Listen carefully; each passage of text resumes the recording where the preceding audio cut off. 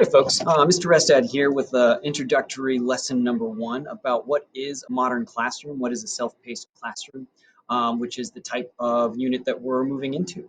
So, all right. So what is a blended self-paced mastery-based learning lesson, basically a modern classroom?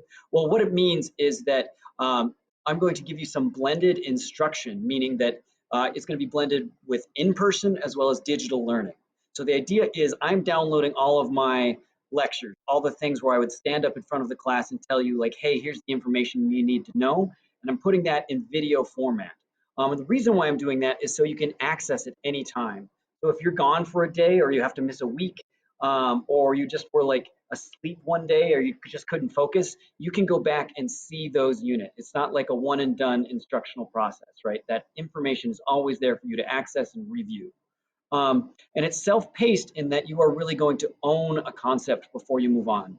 So how many times in education have we said like, okay, lesson number one is Monday, lesson number two is Tuesday, lesson number three is Wednesday. Whether you get those lessons or not, the rest of the class is moving on, and it's kind of on you to keep up. Well, in a self-paced unit, you are going to move on only when you get lesson. So you might have to redo that lesson once or twice or three or four times before you're like, I actually get it. I can get an A, B, or C on a quiz over this concept before I move on, right? And so it's not about when you learn. It's about when you learn, not if you're going to learn or not. So everybody in this class is going to learn. They're going to have some success, even if that takes them a little bit longer than other people. And the reason why I do this is because I think this is a huge benefit for students, right? Think about when you were learning to walk, if you remember that, if your parents talked to you about it.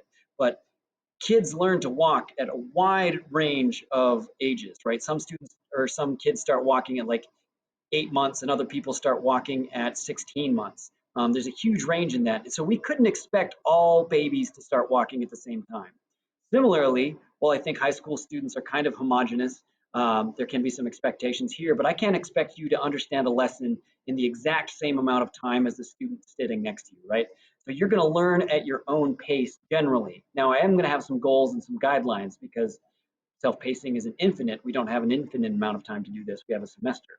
But you're actually going to be able to finish something at your own pace before you move on, and there's no penalty for failure. If you get to the end of a unit and you think you get it and you don't, big deal. Go back and try that again.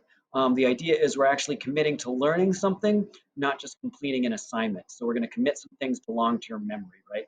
You're not just going to memorize it long enough to get a grade on the quiz and then you're going to exit that out of your brain forever.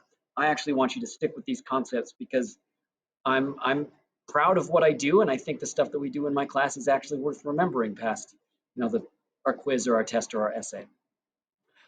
Cool. So that's the introduction to my class. What I want you to do is, if you haven't yet, complete the introductory survey that's in Google Classroom, and then next video is going to be about some policies and procedures of this class. Good luck, folks.